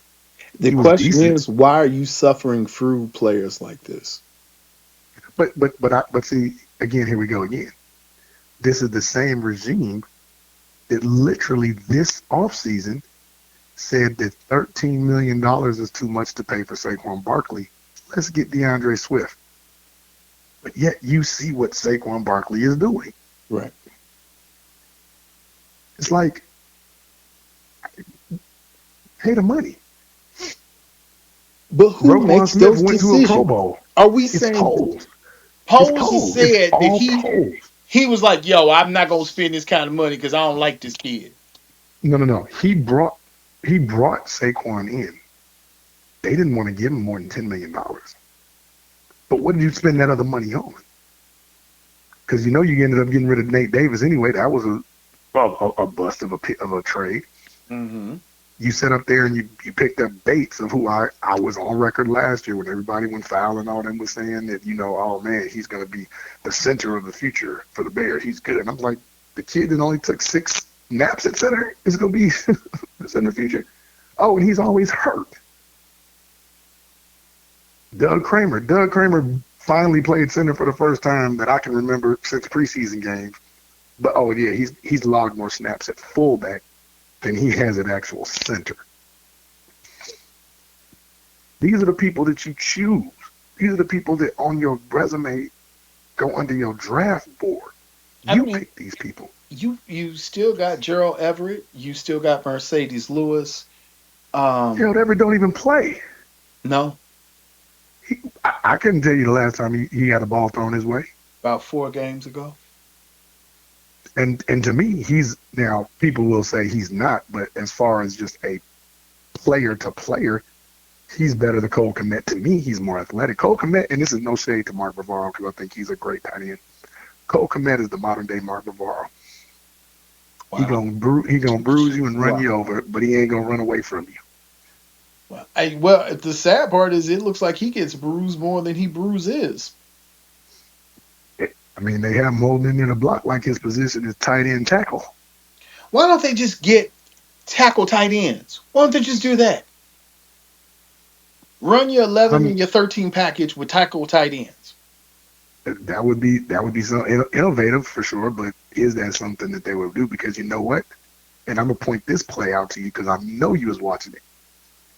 They gave Penei Sewell, the left tackle of the Detroit Lions, an option pass play where he gets the ball on the reverse, rolls out, and has the option to throw the ball. That if that isn't the saying the biggest middle finger to the Bears, like, oh, we're gonna do this play because you all are a joke. Right then and there, I would have looked at Ryan Poles and been like, yeah, and what's the reason you ain't make some trades to get Penei Sewell? Right. Yeah. Do We you don't get that guy. We get Braxton Jones. do you think maybe that's what Kevin Warren was saying in the booth? Like he was hazing him up, he was going up to him like, yeah, hey man, that kid looks pretty good. You know, they got a running back. Yeah, I think I've seen him before. Did he have a Bears uniform on before? Yes. Okay. But again, you want to choose DeAndre Swift, who had and I mean 30, 40 yards over 1,000 rushing because he made a Pro Bowl in a down year. But you don't want to get somebody whose nickname is Quadzilla. The preeminent. You don't want to get somebody like a Derrick Henry who only makes $9 million a year. But who knows? Derrick Henry might not even want to come here. Hey, well, you know, okay. He was too expensive for the Cowboys too. No. Remember, the Cowboys, Jerry Jones said he didn't fit their system. What is their system? For that behemoth, you make a system for him to fit in. That's right. Because I'm still trying to figure out what their system is. Crapola. Because I remember I picked up Ezekiel Elliott on my fantasy team, and he had 4 yards. Yeah, I would have told you not to do that. Yeah, well, okay. I had 2 of my running backs injured, and I was like, oh, well, there's Zeke. I'll go ahead and get Zeke. And I'd never seen a .4 score. I was like, what is this? But then, okay, hey, I remember I had C.J. Stroud a couple of games ago. He got a 0. Yeah. Lost my whole league because of his 0. I'm just saying, hey, it's a lot that's going on. But I got a question for you quickly. We keep talking about the Lions offensive coordinator, right? But the person maybe that should be talked about as a head coach is their defensive coordinator. Aaron Glenn, with all them injuries, he still got them boys humming. I mean, they have guys, they don't even know their name. Yeah. Mm-hmm.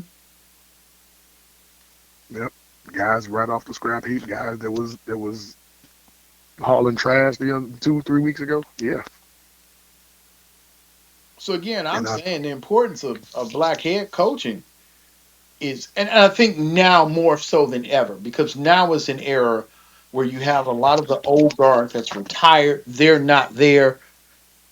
I'm just saying at this point, man, look, we keep talking about the Ben Johnsons, the Matt Nagy's, the Eberfluses, and it keeps happening time and time again.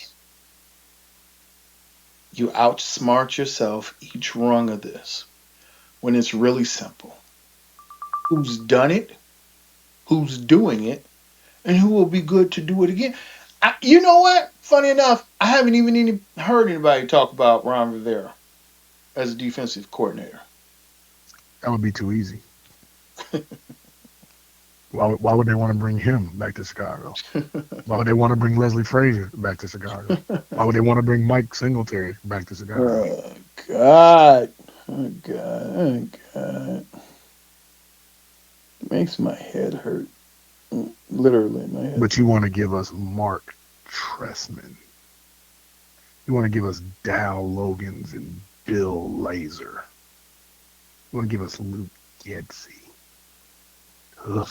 Chris Morgan. Like, at what point were these guys ever good? Because whatever, they must have just killed the interview. So maybe since you guys keep hiring people that had good interviews, now go ahead and hire somebody who's got a bad interview and just knows football, like Eric Bieniemy. Go ahead and hire somebody with some brass behind them. But you wait now. We haven't heard anybody talk about Eric Bieniemy.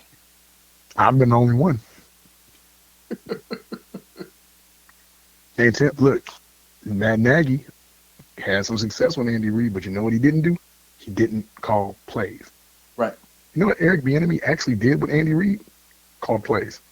Andy Reid literally gave him the keys to the Corvette and said, just don't crash it. So what is the problem with my beloved Fred brother? What is going on with Eric Bieniemy? They say he doesn't interview well, and that he's kind of like one of them do what the fuck I told you coaches. Oh, okay. When has that been a problem? I thought that was football. Oh, that from what I remember, I don't know. Maybe it's a new way of football, JB. But I know as what we were taught, as our coaches told us, it is you do what I say you do. If you ain't yelling and hollering and cursing, I don't think I can play for you. Yes, sir. Yes, sir. I don't feel loved. Maybe I'm abused, but I don't feel loved if you hadn't said something about me and you know my mother and some farm equipment. You know, I don't feel that love. I don't feel that love. I don't think you really want it that much. If that's what you need to, like, come on guys, let's do the hits principle. We can do this, guys. Let's mount up. No. Hey man, who is this clown? Right. Where the cussing and the ranting and the breaking stuff at? Where that at? That charges me up. Where's that guy?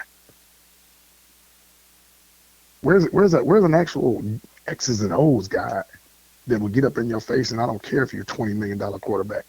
You can be $20 million on this bench. I'm running this team. Where's that guy at? Enough of all the hand holding. That's what's wrong with the damn world today. Everything's handheld. Everything's passive. You can't say your true opinion. You can't hold people accountable for the real way. But in football, that's supposed to be the one place where if you see that passion and that man is up in your face and you see his nostrils flaring and all you do is look like, yes, coach, and you want to run through a brick wall for that man because he inspired you so much. I don't want a coach that's going to make me be like, hey, man, this dude don't know what he talking about, man. I'm just going to run this route any old way. You want to come underneath, I hit your dude, go ahead, because I play, but, man, we ain't going to get down there. The line ain't shit. Come on, let's do this. We don't need that. Had enough of that. Sure, I'm going to look on Indeed and see if the Bears head coaching job pops up. I think I might need to apply. Look, I got some choice words and some playbooks. Hey, question. Big question here, and this is serious. Is Frank the Tank going to be the new head coach for, or the skipper for the Blackhawks? He would love nothing more. But those Blackhawks at least they're doing what the Bears should have done earlier. They got this guy and was like, we got too much talent, young talent here for you to be messing up. No, we're gonna move on. Thank you. Checks in the mail. I'm just saying, man, they've got hockey Jesus, and they suck. And you're like, I don't think that's how that's supposed to go. Well, there's some people that say coaching don't matter. Yeah, Tell that to those them people boys in who don't Colorado now coach. that's working for Dion right now. Tell them that all them NFL players and coaches that's on that staff that turn that program around. Hey man, I'm gonna grow out my Warren Sapp mohawk too. Right. You know what I'm saying? Like, but that's frowned upon. You're not nice. You're supposed to cultivate fragile egos. What? You know what cures everything? Winning. Say that again. In fact, I wish you The would. greatest. It's the greatest elixir. Hey man, I don't really like you, but thanks for keeping my blind side clean, brother. Here's a Rolex for Christmas. Works for me. Works to me. I can dig it, babe. So if you need something else, just give me a call, man. I'm right here on the line. Tap my butt. I'm right here. That's it. That's it. But we gonna see. Like I said, hopefully Thomas Brown brings a look because he seems to be that way. I like the press conferences that he has had. It didn't seem too scripted, but it did kind of seem like they were like, "Hey, be yourself, but don't talk about this." And as soon as he seemed like he wanted to like kind of go in on certain things, he just kind of deadened it. He's like he got a lot of Mike Tomlin. He's real matter of fact. Hey, this is what it is. This is what I want. Bam. Next question. I'm not gonna go into detail about the past. Well, see, that was the one of the crux of this whole conversation. Is Mike Tomlin Thomas Brown's dad? Probably not, but they sure damn close friends. Hey man, I'm telling you, I, if the Bears have themselves a little Tomlin, I can't be mad, bro. I mean, how you gonna be mad at a little Mike Tomlin, huh? I'd be, and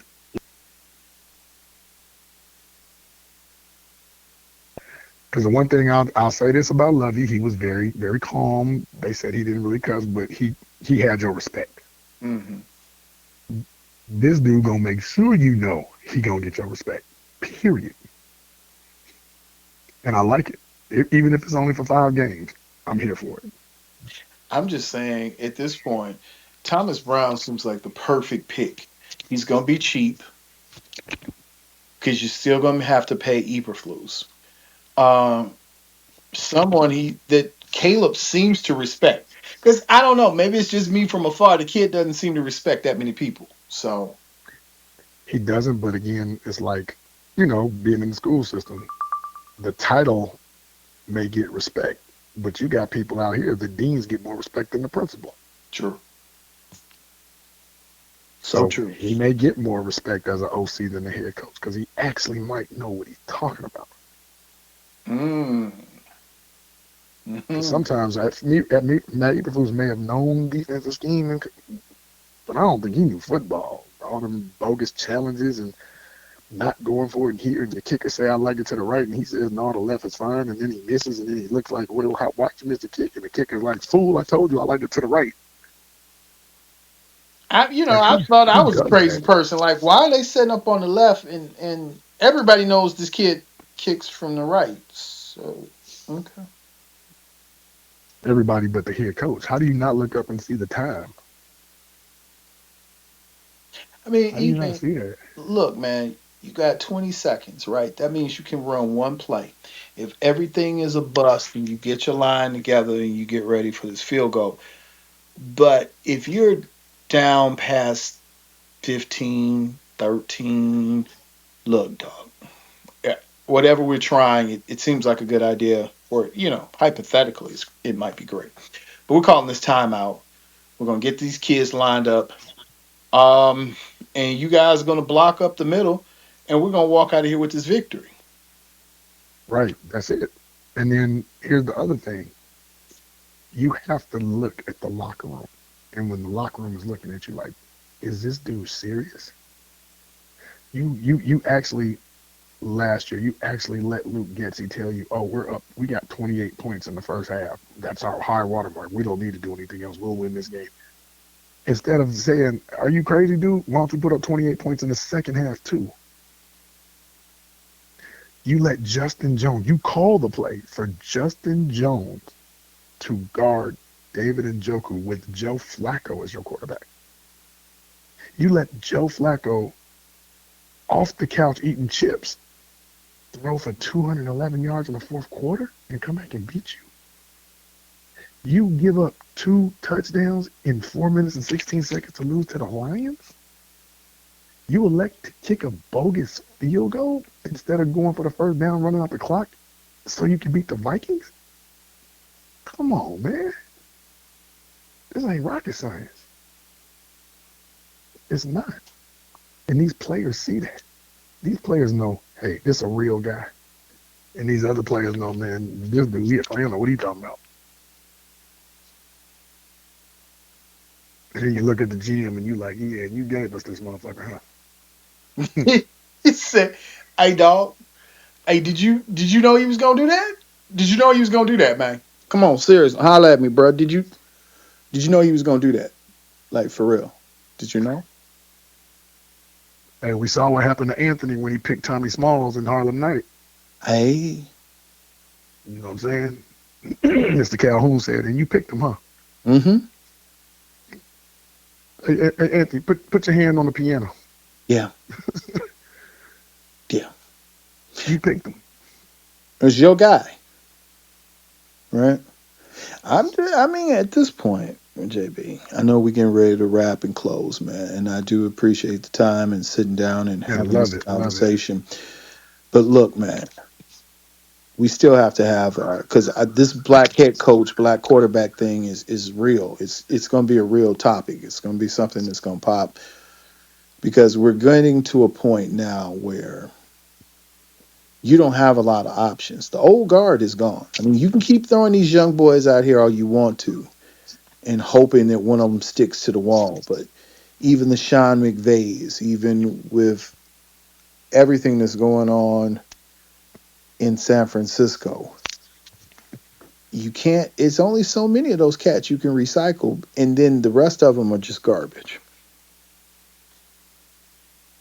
Just flat out garbage. And so at some point, we've got to have the conversation about how do we move forward this discussion about not just black coaches, black head coaches, black general managers. Even if we can't get to the point where we're saying we have black ownership, but how do we get to that next level? I honestly don't think we get to it with this regime. Mm. I do not think Ryan Poles is the GM to take us into the future. Now, that's not to say that another GM may not come in and we still have a solid coaching situation, but I just don't see Ryan Poles as that guy. I I'm think he's a hoping he great is. scout. I mean, he's an excellent defensive scout.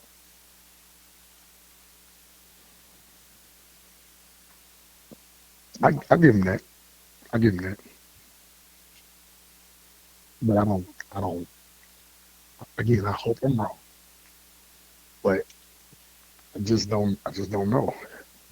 And who's to say when his contract on, who's to say Caleb don't want to stay here? See, okay, all right. See, here's the problem with you. Always, you want to give away the next show. You want to give away the next show for free. Man, we're gonna fool around, be on this line for like 4 hours, fooling around. Because I'm just saying, if you leave me with DJ and you don't get me Scenes from nothing the next else, Sizzle podcast. look, bruh. Who is guaranteeing that this kid's gonna stay? Like Justin, I believe you could talk him in the stand. I don't think you can talk this kid in the stand. I don't think so. So you on the clock. You got 3 more years with this kid. And for some reason, I believe he's the kind of kid that would play it out. Even though the money would be there for the extension, he's the kind of kid that would say, I'll take my chances. Yeah, yeah, and I'm sure by that time people will be lining up to take him. Oh yeah. Oh, yeah. He'll have his grown man body then. You know, his nails won't be as painted and he'll finally figure out that there's something called a barber shop. I was about to And say he need to comb that hair. bruh, bruh. I thought it was just me, and then I was like, maybe you're just being old. But I was like, he needs a haircut, like a perm. Yeah, He needs a he need, stylist. just cut it off and start over. I mean, he looks good with the low. He looks good with the low taper. I mean, it's a becoming look for him. But this quasi, Lenny Kravitz, I Savage Caleb, I call it. Savage. Caleb Savage. Hey, we should put that on the shirt.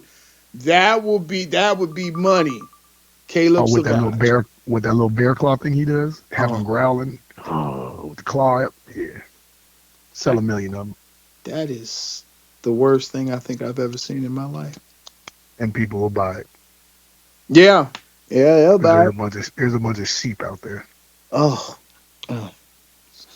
Well, look, man, you got to tell the listeners how they keep up with you and what's going on with you, because you got a lot going on, and the peoples want to know. So, JB, let everybody know how they catch up with you and catch up with CCP.